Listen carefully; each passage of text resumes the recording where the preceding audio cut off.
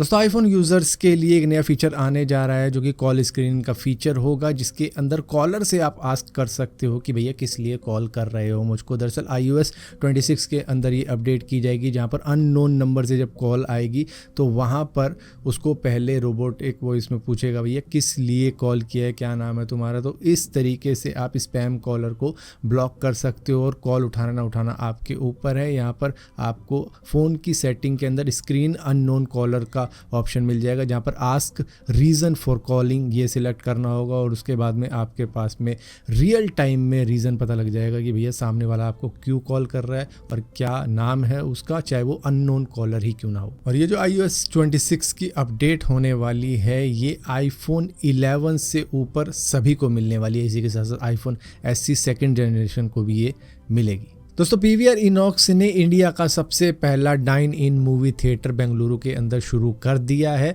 जो कि M5 E-सिटी mall के अंदर किया गया है। लग्जूरियस डाइनिंग इन सिनेमा भी कहा जा रहा है, जिसको कंपनी ने लॉन्च किया है। यहाँ पर सीट पे बैठे बैठे ही शेफ़ आपको खाना ला के देगा या फिर वेटर आपको खाना ला के देगा और खाने का आप मज़ा वहीं पर ले सकते हो। लेकिन मैं कह रहा हूँ कि भाई क्या इस थिएटर में खाना खाते हुए बंदा एंजॉय कर पाएगा मूवी को, क्योंकि अगर बीच बीच में कोई ना कोई खाना सर्व करने आता रहेगा तो पीछे वाले को डिस्टर्बेंस होगी। तो क्या इस थिएटर में मूवी एंजॉय की जा सकती है? कहने वाली बात बस यही है। मतलब कि अगर मूवी देखने जा रहे हो तो मूवी देखो आराम से पॉपकॉर्न खा के, और खाना खाने जा रहे हो तो खाना खाओ बैठ के आराम से। अगर दोनों ही चीज़ें एक साथ करी जाएंगी तो शायद किसी ना किसी को तो डिस्टर्बेंस हो सकती है इससे। दोस्तों डोनाल्ड ट्रंप जो कि नोबेल पीस प्राइज़ के लिए ना जाने कितने टाइम से कह रहे थे कि मैंने इतनी वॉर रोक दी है, पीस प्राइज़ मुझे मिलना चाहिए, लेकिन मारिया कॉर्निया मचाडो को ये अवार्ड मिल चुका है, जो कि वेनेजुएला की ओपोजिशन लीडर है, जो कि निकोलस मडोरा के ऑथोरिटेरियन रिजीम के खिलाफ डेमोक्रेसी और फ्री इलेक्शन, ह्यूमन राइट्स और एक लंबी रिस्की फाइट में रही, उस कंट्री में रही जहाँ पर काफ़ी ज़्यादा दबाव था इनके ऊपर, ख़ास तौर पे इनकी जान को भी रिस्क था, ये भी बताया जा रहा है। ख़तरनाक हालात के बावजूद भी उस कंट्री में रही और वहाँ पर लड़ी लोगों के लिए। इन्होंने लोगों को थोड़ा बहुत जागरूक भी किया इलेक्शन के लिए, और इलेक्शन में जिस तरीके के चीज़ें हो रही हैं उसके बारे में बताया, वोट मॉनिटरिंग के बारे में बताया, और काफ़ी कुछ चीज़ें ऐसी करी जो कि शायद उस कंट्री को बचा गई, क्योंकि वो कंट्री आप कह सकते हो कि बैंकरप्ट हो चुकी थी। और वहाँ पर जिस तरीके की चीज़ें चल रही थी, मतलब एक तरीके से वहाँ पे डेमोक्रेसी नहीं थी। बेसिकली ये कहा जा रहा है कि मतलब वहाँ पे एक गुंडा राज था और एक ही चीज़ चल रही थी, और उसके लिए इन्होंने फ़ाइट करी कि यहाँ पर डेमोक्रेसी आनी चाहिए,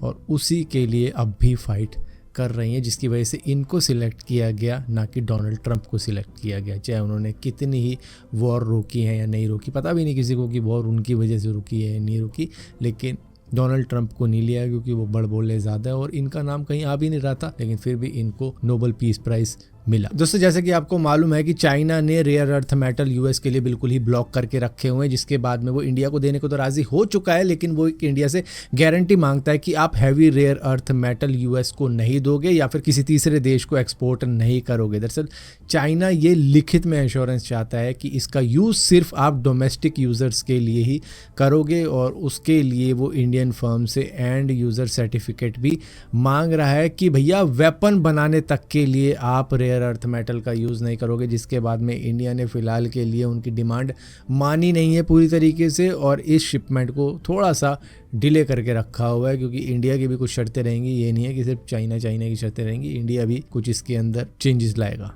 दोस्तों एक चाइनीज़ कंपनी है जिसका नाम हायरलैंडर है, जो कि स्टेट ओन पार्टनर के साथ में मिलकर शंघाई के अंडर वाटर में एक डेटा सेंटर बना रही है, जो कि समुद्र के किनारे पे होगा। जिस प्रोजेक्ट का मकसद ये है कि नेचुरली ओशियन करंट से ही कन्वेंशनल कूलिंग सिस्टम को बाईपास किया जा सके और उसी से ठंडा कर दे अपने सर्वर को, जिससे कि इनकी 90% एनर्जी बच सकती है, ऐसा ये कह रहे हैं। ये एक रिन्यूएबल रिसोर्स होगा इनकी सप्लाई का, जिससे कि 90% तक ये अपनी एनर्जी बचा सकते हैं। यहाँ पर कुछ टेक्निकल और मैकेनिकल चैलेंजेस हैं, जैसे कि स्टील कैप्सूल कोरोजन से प्रोटेक्शन, बाकी चीज़ें जो कि समुद्र से दिक्कत होती है उसमें इनको करना पड़ेगा। सारी इंटरनल केबल बिछानी पड़ेगी मेंटेनेंस के लिए, elevator access, environmental effect, heat discharge, marine ecosystem, और काफ़ी सारी चीज़ें इनको देखनी पड़ेंगी, तब जाके ये प्रोजेक्ट किया जा सकता है। हालांकि कह रहे हैं कि इस अक्टूबर के महीने में ही ये इसको करना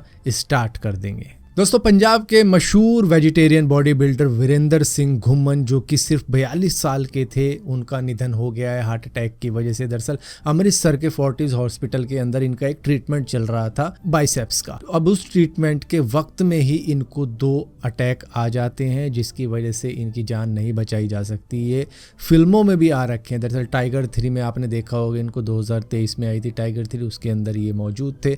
मिस्टर इंडिया का खिताब इन्होंने 2009 में जीता था। मिस्टर एशिया के रनअप रह चुके हैं। इसी के साथ साथ इनकी मेन यूएसपी ये थी कि वेजिटेरियन होने के बावजूद भी एक ब्रॉड साइज कैरी करते थे, और कई सारी पंजाबी मूवीज़ में भी ये आ रखे थे। Kabaddi once again, roar, tiger of Sundarban और इसी तरीके की कुछ और मूवीज़ थी जिसके अंदर इन्होंने काम किया था। लेकिन ये काफ़ी ज़्यादा शॉकिंग न्यूज़ थी कि आज सुबह सुबह ये सुनने को मिला कि एक वेजिटेरियन बॉडी बिल्डर जो कि इतना बड़ा साइज कैरी कर रहा था वो अब इस दुनिया में नहीं रहा। दोस्तों जापान की होंडा कंपनी के chief engineer Sataro Odate 84 years old है, जो कि शायद आप देख के मानोगे भी नहीं। दरअसल इनके स्पाइक हेयर काफ़ी ज़्यादा वायरल कर चुके हैं इनको, जो कि थोड़ा सा एनिमे स्टाइल के कैरेक्टर लगते हैं, जैसे कि गोकू हो गया या फिर काकाशी हो गया नारुतो का, या फिर ड्रैगन बॉल का साइकांस हो गया। मतलब इस तरीके के कैरेक्टर ये लग रहे हैं, मतलब हेयर स्टाइल के हिसाब से। और जिस एज में ये हैं उस एज के हिसाब से शायद लगेंगे भी नहीं। शायद ये लग रहे हैं मतलब कि लेट 50s में होंगे, उतने लग रहे हैं। लेकिन इतनी ज़्यादा एज जो ये दिख रही है वो शायद फेक हो सकती है। ये होंडा सेंसिंग 360 एडास सिस्टम को डेवलप कर चुके हैं और इनकी फिजिक भी काफ़ी ज़्यादा इंप्रेसिव लग रही है, जिसकी वजह से लोग विश्वास ही नहीं करते कि 84 ईयर्स के हैं।